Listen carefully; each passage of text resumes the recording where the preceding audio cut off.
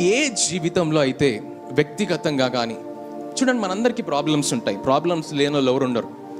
అర్థమవుతుందా? మనందరికీ సమస్యలు ఉంటాయి. ఒక్కొక్కరికి కొందరికి డిఫరెంట్ సిచ్యువేషన్స్ మనం లైఫ్లో చూస్తుంటాం. కొందరికి కుటుంబంలో ఐక్యత లేకపోవచ్చు, భర్త ఒకవైపు, భార్య ఒకవైపు, లేకపోతే పిల్లలు ఒకలాగా, లేకపోతే కుటుంబంలో ఆ పరిస్థితి, అందరికీ ఛాలెంజెస్ ఉంటాయి.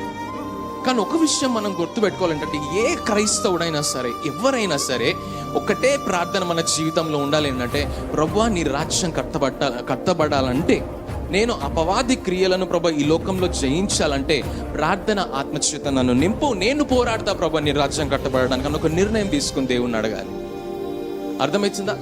ప్రార్థన ఆత్మ చాలా ఇంపార్టెంట్. ఎందుకనంటే మోషే చేతులెత్తినంతసేపు యుద్ధం గెలిచారంట. అంటే ఇక్కడ సింపుల్గా ఒక జవాబు దేవుడు మీకు ఇస్తున్నాడంటే, నీ చేతులెత్తి దేవుని సన్నిధిలో నువ్వు మొరపెట్టినంతసేపు నువ్వు యుద్ధాలు గెలుస్తూనే ఉంటావు. హల్లెలూయా! చప్పట్లు కొట్టాలి గట్టిగా.